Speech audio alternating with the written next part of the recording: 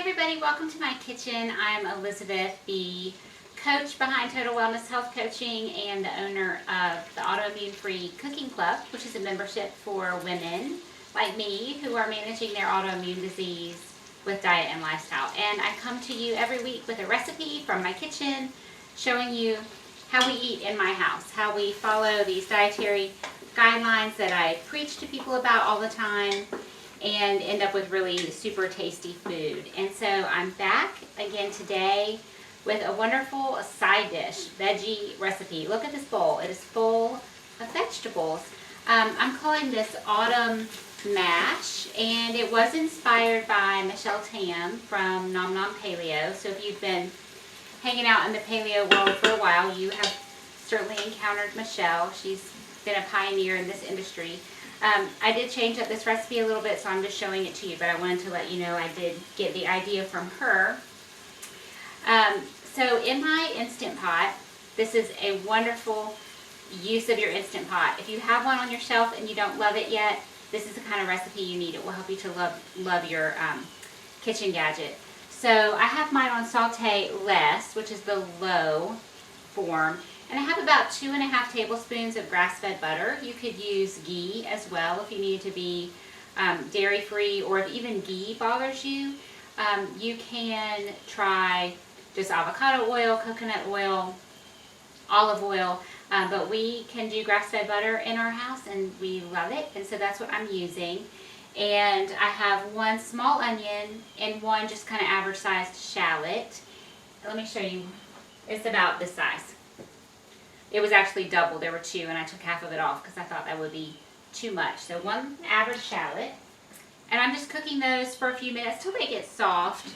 You know, it's really kind of arbitrary because it's all going to go under pressure. But just let them go for a few minutes.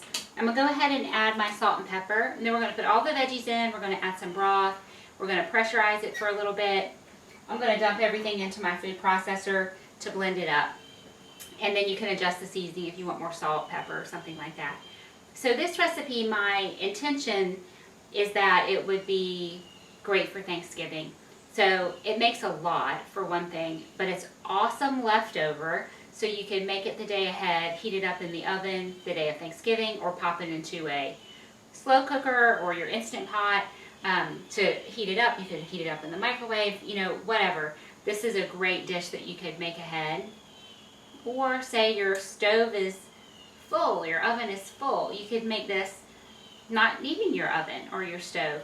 And it's delicious, and it has all of those great flavors that we're used to with like a sweet potato casserole, but it's not sweet. We have a head of cauliflower. I had one gigantic sweet potato. My recipe calls for 2 sweet potatoes, but you know, sometimes they're this size and sometimes they're this size. Well, I had this size. So I just used 1 sweet potato.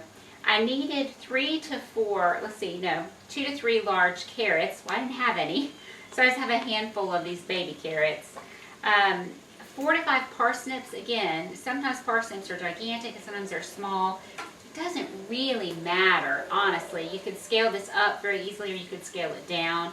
But you want a few carrots. You want a few more parsnips. Parsnips look like carrots, but they're white, and they have a very distinct flavor. It's not bitter. It's just different, a little bit tangy maybe. I think they taste really, really good. I love to roast them. A whole dish of parsnips is a little too much for me, honestly. But when you mellow them out with the sweet potatoes and the carrots and the cauliflower, it's delicious. And you're getting all that fiber. These are the good kinds of carbs that you want, that prebiotic fiber that's really good for your gut, for your microbiome, which everybody's talking about these days. So a big sweet potato or a couple small ones, a few big carrots, a few parsnips, a couple more than you had carrots, and a head of cauliflower. And then we have our onion and shallot in there. So I'm going to put in my salt and pepper because it will be easier for me to distribute that around right now. I'm going to start with just a ½ teaspoon of salt. I may need to add a little more than that. I forgot my pepper. Certain vegetables, I think, really sort of absorb the pepper, and your pepper flavor can be really strong. And the parsnips are one of those. They're peppery. That's what they have, a peppery flavor. So I'm going to start with just a quarter. Actually, looking at my recipe, you guys, looking at it, which is shocking. So I did a half a teaspoon of salt and a quarter of a teaspoon of pepper. And I may decide to add more. I may not. And I have a half a teaspoon of garlic powder. Now, if you want to use fresh garlic, by all means, I like the granulated garlic in this particular dish. That's just me. And then we're going to put in a little bit of liquid. If you love cream, dairy products, and that works for you, you could use heavy cream or half and half. I'm going to use a chicken bone broth. It just adds a touch of protein. It adds a really great flavor, and it keeps it dairy free if that's important to you. Again, I used grass-fed butter because we know that we're okay with that in this house. But if you've used ghee or some other kind of oil to keep it dairy free, the broth also keeps it dairy free. And then all these veggies go in. I'm going to just place a couple in so it doesn't make a huge mess. So here's a parsnip if you've never seen one. So here's a little tip, these don't match. I think I had 4, just kind of average sized parsnips. You peel them, they'll be brown on the outside, but white on the inside. So I just peeled them. And it doesn't super duper matter how you've chopped them up because we're going to blend it up. We're making a mash, right? Okay, that's it. I didn't even really stir all that stuff in, and it's going to be fine. So I want to turn this off. When you go from one function to the next, so we're going from saute to pressure, you have to turn it off. I put my lid on, move my valve to sealing, and I want 8 minutes on high pressure. So manual, it's on high pressure. I had to press the plus to get it up to 8 minutes. And we're going to just let that go. When the cooking time is finished, I'm going to quick release it. We'll blend it up. We'll taste it for seasoning. And then we'll have our delicious side dish. So I'll be right back. Alrighty, we're back. So 8 minutes of cook time. I did a quick release. It took about 5 minutes to come up to pressure, but you saw how full it was. I mean, it was really full. I've simply taken it out and moved my Instant Pot away so I could plug in my food processor.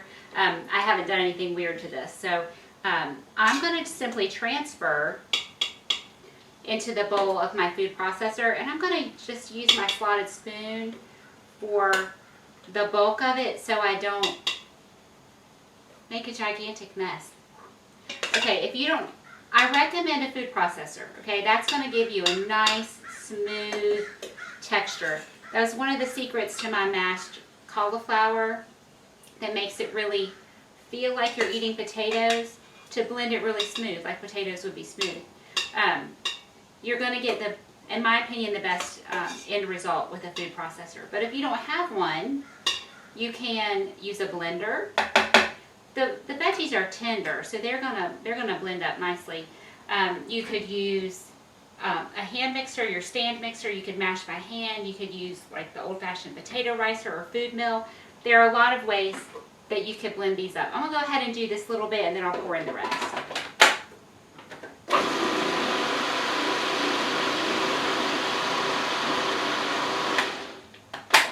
I just want to kind of knock it down a little bit. So before your pot goes under pressure, you can touch it, but once it's been under pressure, it's real hot. So you should use some sort of heat protection device. And I want to get all those onions out from the bottom because they taste really good. If you wanted to be fancy, you could add some different herbs to this. Thyme would be really good. If you like rosemary, rosemary would be good. As I said, you could use fresh garlic.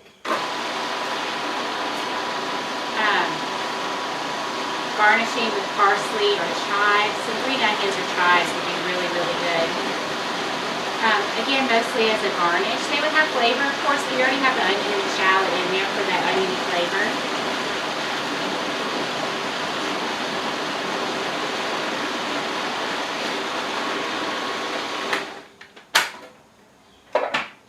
I'm just going to give it it a stir. Make sure everything is getting mixed well.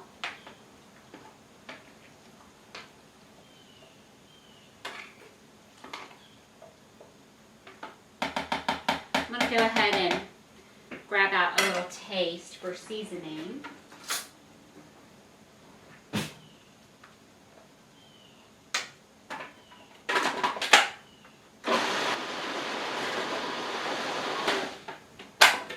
If I need to add a little more salt and pepper, I'll do it while it's in here because it just will mix it so well. Alrighty, let's give this a taste.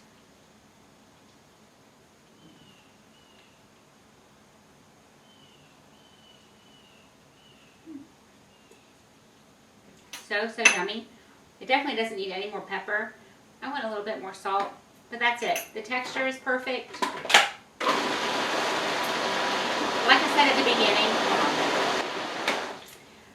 at the beginning, if you wanted to be super duper indulgent, you could add a little cream, add some extra butter, and that would just add some richness to it. But it's so good just like it is. It tastes amazing. And if you're going to serve this at Thanksgiving, there's plenty of richness in the rest of the meal.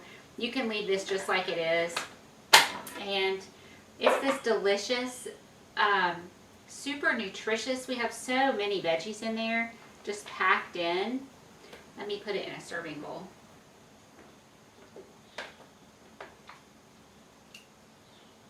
A few chives, green onions, a sprig of parsley, something green just on top would look so pretty. Completely unnecessary. It would just be a garnish, which that's what a garnish is. So let me clean that up so it looks nice. So here we go. It's the autumn mash. We have sweet potato, carrot, parsnip, and cauliflower. Our flavorings were a nice sweet onion, a shallot, some salt and pepper, a little bit of garlic powder, and some chicken bone broth. It's super flavorful. It is good for you, but that doesn't even matter because it tastes so good. But you know that it is good for you and it's good for the people you're serving it to. And now I'm behind the steam. So if you're looking for something a little different to serve for Thanksgiving or just a fun side dish, it wasn't hard. It didn't take a long time. Give this one a try. And this will be my serving, so I'm just going to dig right into this. I have lots more recipes here on my channel. Just take a look through. We have all sorts of things, soups and stews and, you know, paleo comfort foods. That's really what I specialize in. And consider subscribing, sharing, liking, hitting that little bell icon. All that stuff helps to keep this channel going, helps spread the word that good food can be good for you. All right, thanks again, everybody. I'll see you next time.